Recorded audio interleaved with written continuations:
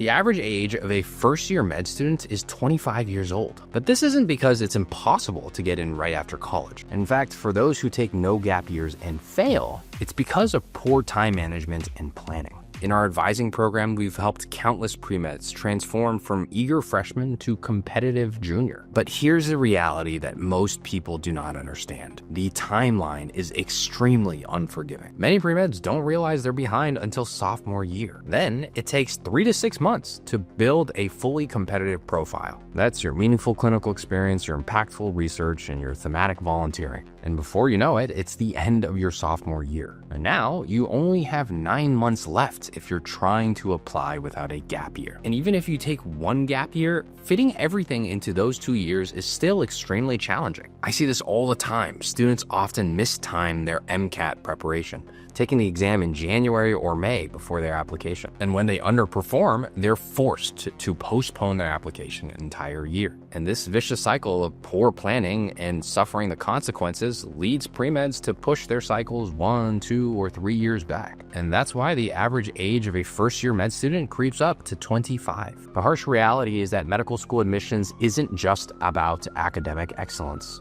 It's also about strategic planning, understanding the timeline to become a competitive applicant. And now, as an anesthesiology resident in New York City, I can tell you there's often a noticeable difference between students who took no gap years and those who took multiple. Residents without workplace experience before medical school can sometimes get to the hospital and feel like a fish out of water. So remember, while rushing to medical school might seem appealing, 1, it's not a race, and 2, there are valuable experiences outside of medical school admissions that are valuable when you get to medical school and to residency. Professional skills, emotional maturity, and real-life experience are not just checkboxes on your application. They're foundations that will support your entire medical career and your personal life. The key is to be intentional. Whether you're aiming for no gap years or planning to take time off, make sure you're using every opportunity to develop the qualities that will make you not only a successful applicant, but a successful physician. And don't forget, please don't let the poor time management skills be the reason you don't become a doctor. And please don't let the time management skills be the reason you're delaying years to start your medical school journey. But also remember that